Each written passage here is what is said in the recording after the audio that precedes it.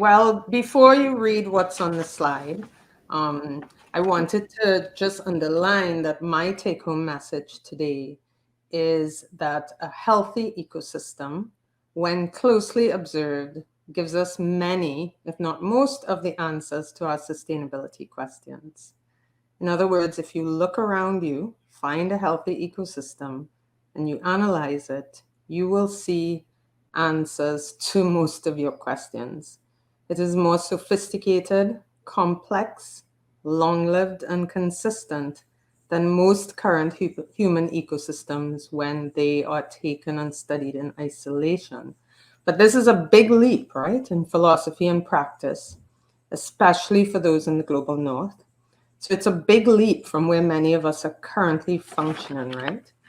So, what I want to do in my 15 minutes is to talk a little bit and give you a tiny snapshot of how that looks in practice, how following that philosophy actually looks in practice, and a snapshot of the ecosystems in which I operate within overlapping communities and what we have learned and are replicating.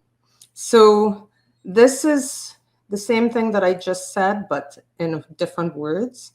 So, to reestablish a sustainable food system, which we have to assume, if you take the broad sweep of history, the fact that humans survived means we had a food system that actually worked for us.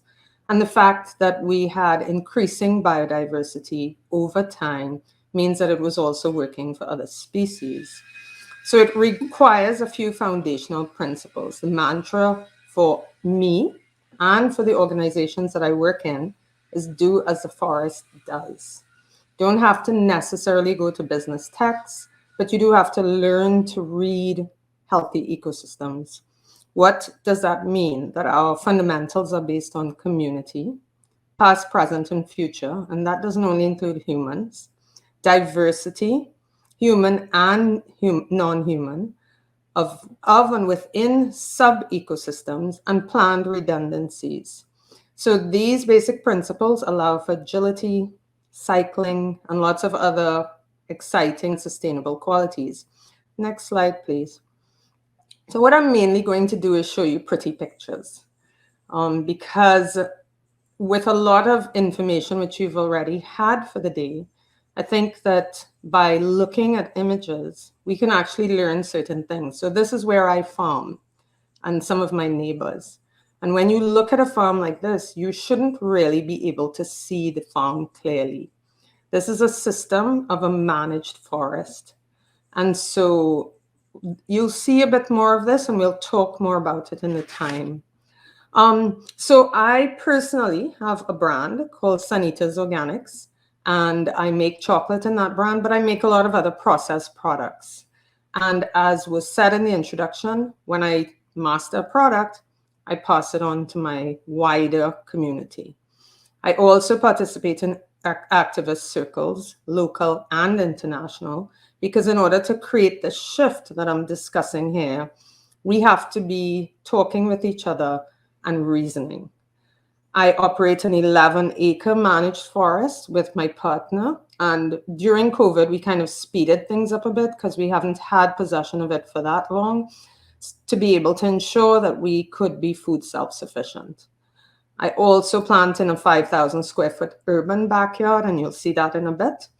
And I do intense personal re-indigenization and anti-colonial studying and idea sharing. I'll talk a bit as we move through about the two main organizations that I work within. So this is what, in the tropical zone, a healthy managed forest would look like, which would mainly include perennials.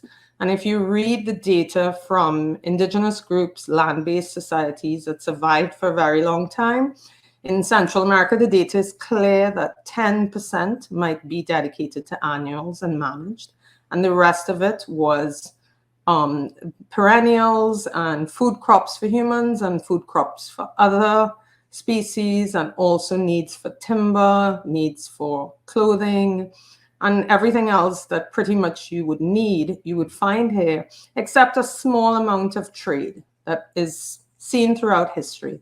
Next slide, please. So this is me in the urban backyard. It's a tiny lot, 5,000 square feet.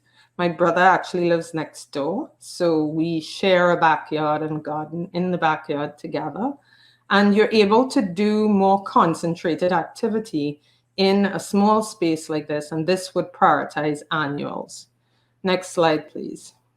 So I want to just show you some faces now of the people that I collaborate with. This is the latest collaboration, and this is the Cross Atlantic Chocolate Collective. We started casually last year in August, myself, which is in the upper left, reaching out to Wazy in Malawi, who is the two away from me in the top row in the white shirt, and just chatting with each other. She was farming cocoa in Malawi, and I reached out to her and said, hey, you want to learn to make chocolate? And she was already a bit on the journey, so we worked together. The group now is about 9 months old, and we have people from 9 African countries, 5 Caribbean countries, a US African Heritage Network that links with us. So in a sense, it's a bit of a Pan-African cocoa and chocolate network. We're self-funded so far, and we put out a sample product 3 months after we started. Of course, that was pretty complicated. We had to buy small machines, ship them to about half of the countries. About half of us were already making chocolate in the global south. And we had to figure out networks, put it online, sell it. And in our first rounds, we sold $15,000 in US dollars in the sampler, which was just a test product. So I'm just going to run through the countries pretty quickly from me going across. Not the next slide yet. So that's Naomi from Tanzania. We have Malawi, Uganda, Grenada, Jamaica, Dominica, west coast of the US, and Afro-Latina from Honduras, then Nigeria, Uganda, Zambia, Cameroon, Ghana, and another US ally. But the group has more people than you see here, but this is basically part of what ended up in the box. Next slide, please. So how did that happen? Well, about 7 years ago, I was processing and realized that most of the cocoa products in Trinidad, which had been one of the biggest exporters of chocolate in the world, was importing most of its cocoa products. There were 2 people making small-scale chocolate, but I realized, okay, this is not working the way that it is. I used to have an organic shop. The organic shop became a cooperative, and I got together, called my friends in different villages, said, okay, send some people. I'm learning to make chocolate. Let's learn it together. And so now this is part of the group, and what you'll see between the faces is different forms of cocoa, chocolate, I'll talk a bit more about the way that it's set up in a bit, but we've reached a point now, we have an NGO to ensure that we have the capacity to support the LTD company, which does distribution, marketing. We have a shop and a cafe, and we also have a conservation NGO, because without a healthy ecosystem, this is not going to work. We have a CSA, which was incredibly helpful because during COVID, all our tourism money from chocolate and cocoa went away, and we were able to rapidly scale up and maintain our revenue. We're in 4 villages in the Caribbean, in Trinidad, 2 in St. Lucia. We have an affiliate in Guyana, an on and off group in Tobago, and then we interact pretty heavily with the national urban setting. Next slide, please. We have a lot of sub-activities in order to keep this healthy. And once again, this is going with the model of how a forest operates with some subsections and subclimatic zones. So this is a PGS. It's a locally run certification system where instead of using a third-party certifier, we certify each other's produce. And what the advantages to this is that we also meet regularly, we chat together, we have Zoom calls now because of COVID. This all started during COVID. And we support each other with farming, and we plan out what we're going to plant for the CSA system. And we focus heavily on perennial eating, even though in the pictures I noticed that it was mainly our annual crops. But it's not easily possible to maintain sustainability with a heavy emphasis on annuals. And that's a place where I see the gastronomy sector can really go astray, because it's not in the interest of farmers for most of our food to come from annuals. Next slide, please. So we get together, we farm together, we learn about different things. We do biochar workshops, composting workshops. We talk about indigenous farming. We talk about permaculture and how that comes out of the indigenous system and what are the parts we want to keep and not keep. So this is a really supportive, community-based way for us to have chemical-free farming, and mainly in that case using on-farm inputs. Next slide, please. This was a class we did with a group in Denmark where we sent some chocolate to them and then spoke with them about food systems, and they created a zine. So why this? Now, in most natural ecosystems, you'll see that there are visitors. There are migratory birds. There is water that comes from other places. So it's pretty natural in a forest ecosystem for there to be some larger global interaction, not just local. And so that's one of the things. Yes, we are focused on local, but particularly where the healing of the ecosystem is required, we utilize global systems to re-even out and create equity in resources. So this is one of the ways that we do it, teaching classes and giving chats to people and explaining what our situation and talking a lot about global south, global north equity. Next slide, please. So one of the challenges with projects that look like little projects is that because the ecosystem is actually designed in a way that creates obstacles for the little projects, we end up having to create entire ecosystems. So I'm sharing with you our current organizational diagram for Cross Atlantic. You would think, looking at the brown circle in the top, that's the producer hive. You want to make chocolate and be able to make a decent living instead of the situation that currently exists, which is incredibly exploitative and is not really possible for most farmers to live on what they make.